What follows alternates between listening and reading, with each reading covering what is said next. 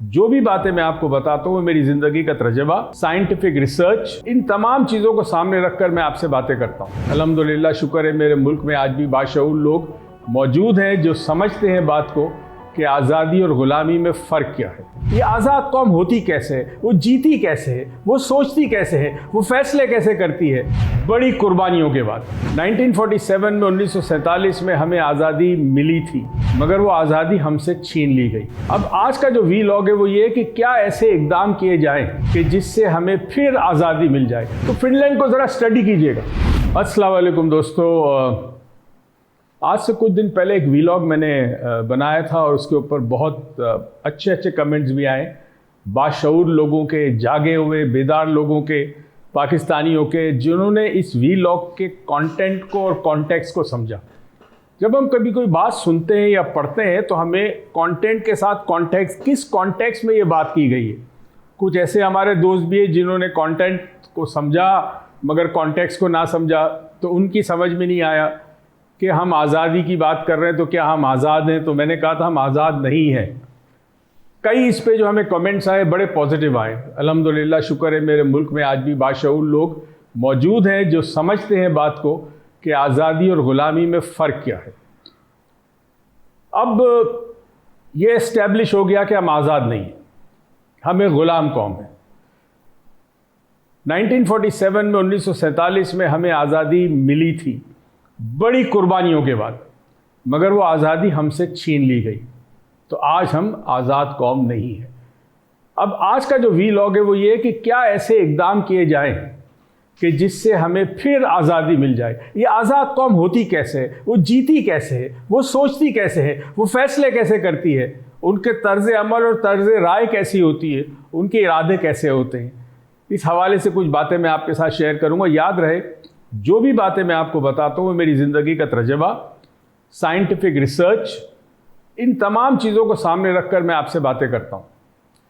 दोस्तों, मैंने नोटिस किया, ज़ाहिर है दुनिया घूमा हूँ, कि वो ममालिक जहाँ सुकून है, जहाँ खुशियाँ हैं, जहाँ लोग बहुत सुकून से रहते हैं, रोज़गार भी अवेलेबल है, बीमार हो तो इलाज भी अवेलेबल है, बच्चों को तालीम मैसर है, उन ममालिक का जायज़ा लिया तो पता चला कि 10 ऐसे ममालिक हैं जिनको happiest countries of the world कहा जाता है। हैप्पीएस्ट कंट्रीज़, उसमें एक फ़िनलैंड है नंबर 1 पे। और फिनलैंड के बारे में आम तौर पर शायद लोग नहीं जानते, ये जितने कागज़ हम इस्तेमाल करते हैं, ये कागज़ जो दरख्त से बनता है वो दरख्त फिनलैंड से आता है। फिनलैंड में कमाल काम ये करते हैं कि जब एक दरख्त को काटते हैं तो उसके साथ 3 नए दरख्त लगाते हैं।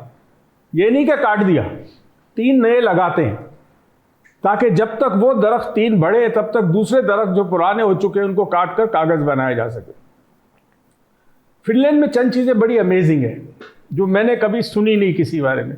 फिनलैंड के लोग अपना वक्त ज़ाया नहीं करते। तो पहली चीज़, अगर हमें आज़ाद होना है तो अपने वक्त की कदर करनी है और हमने वक्त ज़ाया नहीं करना। यहाँ दफ्तरों में देखें वक्त ज़ाया हो रहा है, और सबसे बड़ा वक्त ज़ाया हो रहा है, ये मोबाइल फ़ोन पे लगे वीडियोज़ देख रहे हैं, टिकटॉक देख रहे हैं, सारा वक्त ज़ाया हो रहा है। वो कौम वक्त पे आती है और वक्त पे जाती है।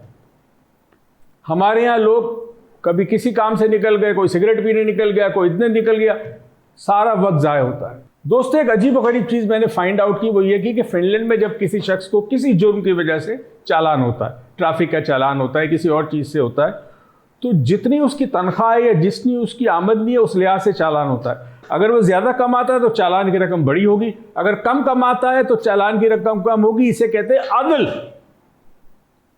और इंसाफ मुमकिन नहीं है बिना अदल के। वहाँ बच्चे को 7 साल के बाद, उम्र के बाद स्कूल में दाखिल किया जाता है, या 2 साल के बच्चे को स्कूल में दाखिल करते हैं। क्या पढ़ता है वो?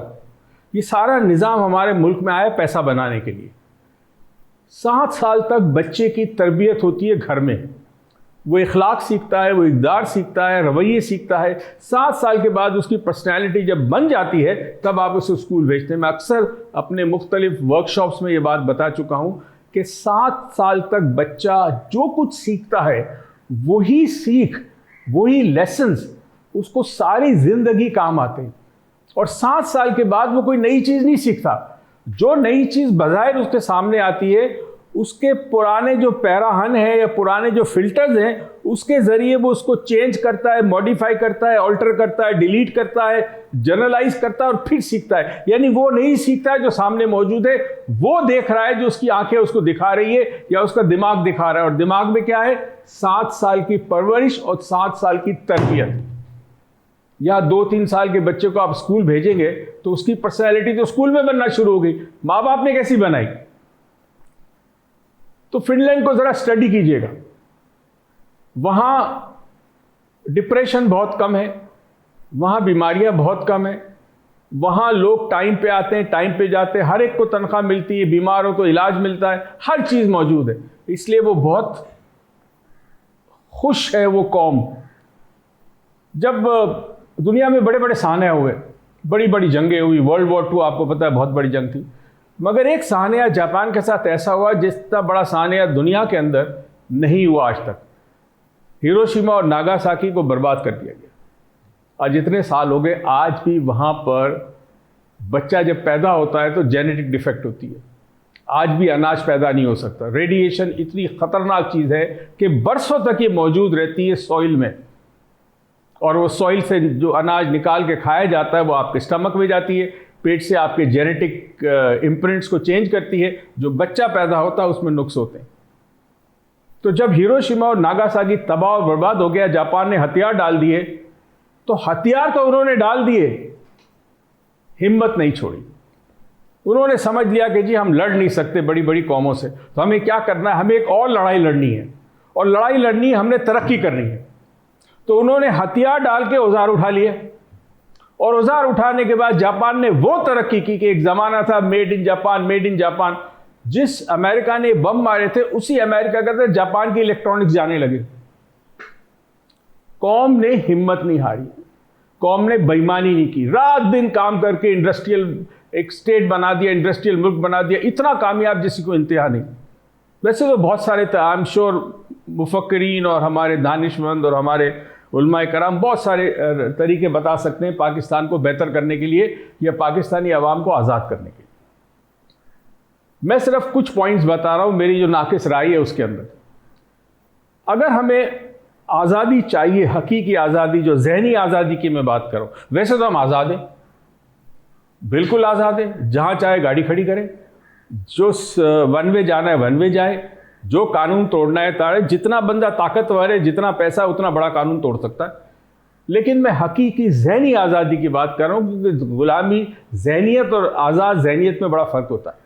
तो उसके लिए कॉन्सेप्ट आपको दे रहा हूँ, अगर समझ जाए तो बहुत बड़ी बात, और उसके बाद अगर चाहें तो मुझे दुआ दे सकते हैं। बाय द वे, दुआ पे एक बड़ी खूबसूरत बात याद है, किसी ने कहा कि अगर आप चाहते हैं कि लोग आपको ज़िंदगी भर दुआएं देते रहे ताकि आपकी उम्र दराज हो, तो किसी से कर्जा लें और वापस ना दें। वो हमेशा दुआ करेगा कि आप जिंदा रहें ताकि उसका कर्जा वापस आ जाए। एनीवे, ये तो एक लाइटर नोट पे बात थी। हमें, मेरे ख्याल में उलमाए कराम बहुत बड़ा किरदार अदा कर सकते हैं इस कॉन्सेप्ट को जो मैं समझाने की कोशिश कर रहा हूँ, इबादत और नेकी। दोस्तों, इबादत अल्लाह ताला की होती है, और इबादत का ताल्लुक इंसान की ज़ात से है। मैं नमाज़ पढ़ता हूँ, नमाज में मेरी क्या कैफियत है, मैं किस नीयत से पढ़ता हूँ, किस तरह पढ़ता हूँ, ये तमाम बातें मेरा रब जानता है और मैं जानता हूँ, कोई दूसरा आदमी नहीं जानता। मैं रोज़ा रखता हूँ, ये मेरा और मेरे रब के दरमियान है। मैं ज़कात देता हूँ, मेरा और मेरे रब के दरमियान मामला है। और मैं हज करता हूँ, ये मेरा और मेरे रब के दरमियान। तो इबादतें, इंसान का ताल्लुक रब के साथ है, रब की इबादत करता है वो। हमने इबादत को नेकी बना दिया और नेकी करना भूल गए। हमने कहा जी नमाज पढ़ ली, काम हो गया। चाहे बेईमानी करो, चोरी करो, मिलावट करो, जो करना है करो, आपने नमाज पढ़ ली, बस काफ़ी है। दोस्तों, और भी कुछ चीज़ें हैं जो बहुत ज़रूरी है समझने के लिए कि हमें हकीकी आज़ादी कैसे मिल सकती है। एक चीज़ बड़ी इंपॉर्टेंट है, शराब हराम है, लेकिन हराम की कमाई से पानी की बोतल ख़रीद के पीना, वो पानी भी हराम है। किसी की ज़मीन पर कब्ज़ा करना, वो भी हराम है। कब्ज़े की हुई ज़मीन पे नमाज कैसे पढ़ी जा सकती है, मस्जिद बना के नमाज कैसे पढ़ी जा सकती है? ये तो दूसरों के हुकूक को पामाल कर रहे हैं आप। अपनी बहन का या किसी रिश्तेदार का प्लॉट हजम कर देना, वो भी हराम है। किसी घर को किराए पे लेना और उसके बाद जो मालिक मकान है उसको तंग करना, किराया ना देना, वो किराए की रकम अपने लिए इस्तेमाल करना, वो भी हराम है। तो हलाल और हराम की तो बड़ी लंबी फहरिस्त है दोस्तों। तो जब तक ये हराम हमारी ज़िंदगियों से नहीं जाएगा, ये हराम हमारे बच्चों के पेट से नहीं निकलेगा, कैसे आज़ादी मिलेगी? आज पाकिस्तान में हलाल हराम में फ़र्क ख़त्म है, सही गलत में फ़र्क ख़त्म है। हर चीज़ जायज़ है, जो मुझे फ़ायदा दे सकती है मैं कुछ भी करने को तैयार हूँ। तो एक तो कोशिश करें कि अपने आप को और अपनी औलाद को हलाल खिलाएं। मुश्किल है हलाल कमाना, लेकिन नामुमकिन नहीं है। लोग कमाने वाले इस मुल्क में कमाते हैं हलाल की कमाई। रात को सुकून से नींद आती है, शर्मिंदगी नहीं होगी रोज़े महशर।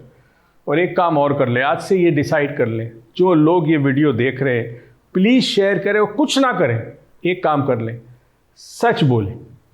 सच बोलें, इतनी बड़ी कुव्वत है सच बोलने में कि ये हिला के रख देती है अगर सच बोलने की आदत डाले तो। सच बहुत बड़ी ताकत है, अल्लाह ने दी है। कहीं पे ऐसा वाक़या हो, ऐसा मामला हो कि जहाँ सच बोलने से किसी की दिल आज़ारी होती हो तो चुप रहें, मगर झूठ ना बोलें, सच बोला करें। ये कॉन्सेप्ट ने इस माशरे को बर्बाद कर दिया, क्योंकि लोगों के अंदर वो जो तसव्वुर दिया गया था दीन का, वो तसव्वुर नेकी का और बदी का वो ख़त्म हो गया, वो चेंज हो गया। अब क्या करना है? नेकी क्या चीज़ है? नेकी का मतलब है आपने किसी को सड़क पार करा दी, किसी की मदद कर दी, किसी भूखे को खाना खिला दिया, अपने माल में से अपने रिश्तेदारों को जिनको ज़रूरत है वो खर्च किया, आपने सच बोलकर माल बेचा, किसी यतीम किसी बेवा की सरपरस्ती की, यह है नेकी। अल्लाह ताला रोज़े महशर आपसे ये नहीं पूछेगा कि तुमने नमाजें कितनी पढ़ी और रोज़े कितने रखे। वो ये पूछेगा कि तेरे पास इल्म दिया था, उस इल्म का क्या फ़ायदा तूने इंसानियत को दिया? तेरे को दौलत दी थी, उस दौलत से कितने लोगों को तूने सैराब किया?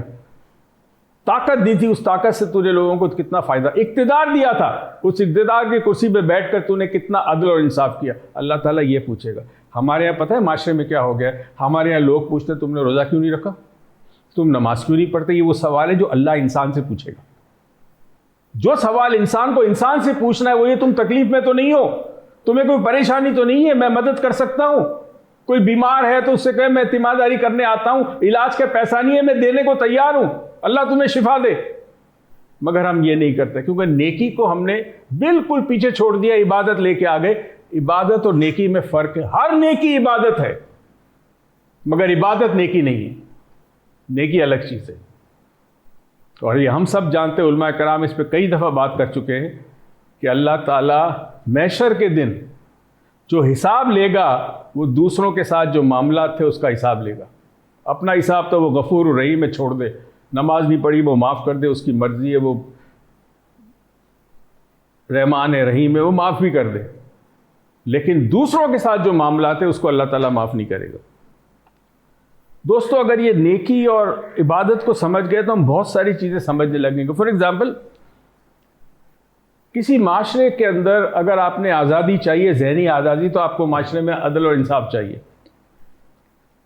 जब एक शख्स कोर्ट में जाता है अपनी फरियाद लेकर, और जब वो जज को देखता है तो उसे यह यकीन होना चाहिए कि जज मेरे वालिद की तरह है, शफ़क़त होगी, शफ़क़त बरतेगा, ये मेरी मसले को सुनेगा और सही इंसाफ देगा। मगर अगर एक शख्स कोर्ट में जाता है और जज को देखकर डर जाता है तो वो अदल और इंसाफ नहीं होगा, क्योंकि वो अपनी बात कह ही नहीं सकेगा। मैंने कई दानिशमंदों से और ये बात सुनी है, बड़ी अजीब व गरीब है, कि तौहीन अदालत का कॉन्सेप्ट इस्लाम में है ही नहीं। अगर आप एक खलीफा को देखते हो कि उसने महंगा लिबास पहना है तो आप खड़े होकर पूछ सकते हो कि तेरे पास ये पैसा कहाँ से आया है लिबास खरीदने का? मेरे बच्चों के पास तो लिबास नहीं है। मगर हमारे यहाँ सिस्टम में तौहीन अदालत है, आप बोल नहीं सकते। तो ये जब तक ये ठीक नहीं होगा हम आज़ाद कैसे होंगे? मैं अपनी राय कैसे दे सकता हूं? मैं अपनी तकलीफ कैसे बता सकता हूं किसी शख्स को जब वो मेरी तकलीफ समझने को तैयार ना हो? अक्सर लोग पुलिस स्टेशन पर आते हुए डरते हैं। पुलिस स्टेशन का मतलब यह है कि अगर आप वहाँ चले जाते हैं, आपके साथ कोई ज़्यादती हुई, कोई जुल्म हुआ है, तो वहाँ आप अपने आप को महफूज समझे। अगर आप किसी पुलिस स्टेशन में अपने आप को गैर महफूज समझते हैं, वो पुलिस स्टेशन का कोई काम नहीं है, कुछ भी नहीं है। क्योंकि वो पुलिस जो आपको इत्मीनान दिलाए, सिक्योरिटी प्रोवाइड करे, कहे फिक्र मत करो, हम तुम्हारा केस रजिस्टर करते हैं। अगर वहां जाने के बाद बंदे को डर लगे कि यार मेरा जो चला गया और यहां पे चला जाएगा, तो वो पुलिस स्टेशन ही जाएगा। जब पुलिस स्टेशन में ये हालत हो तो क्या आप आज़ाद हैं? नहीं दोस्तों, आज़ाद नहीं है। एक बहुत बड़ा अलमिया हमारे मुल्क में यह है कि हमने लीडरशिप और पॉलिटिशियंस को एक बना दिया है। यानी पॉलिटिक्स या पॉलिटिशियन जो है वो लीडर है। हर पॉलिटिशियन लीडर नहीं होता और हर लीडर पॉलिटिशियन नहीं होता। पॉलिटिशियन जब अपना काम करता है तो उसके जहन में होता है, उसका फोकस होता है अगला इलेक्शन जीतना। मगर लीडर जब काम करता है तो लीडर के जहन में दो चीजें होती, एक अपनी आवाम को ऊपर करना और नए लीडर बनाना। वो मुस्तकबिल का सोचता है अपनी आवाम के लिए, ना कि नेक्स्ट इलेक्शन का सोचता है। तो दोस्तों, जब आइंदा आप वोट डालें तो याद रखें कि आपने पॉलिटिशियन की बजाय लीडर को वोट डालना कि लीडर कौन है। अगर इस मुल्क में आपने हकीकी जमहूरियत या हकीकी आज़ादी चाहिए तो आपने कोटे को बेड़ा कर। कोटा और लोटा एक ही चीज़ है। ये कोटे ने लोटों को आगे चांस दे दिया है। मेरिट पे होनी चाहिए। जिस शख्स की जो सलाहियत हो, जो काबिलियत हो, उसके ऊपर जॉब मिले। हर किस्म का कोटा ख़त्म कर दे। सिर्फ शहीदों के लिए कोटा होना चाहिए, उनकी औलाद के लिए, और उसके अलावा जो मेंटली या फिजिकली चैलेंज लोग हैं उनका कोटा होना चाहिए। उसके अलावा कोटा नहीं होना चाहिए।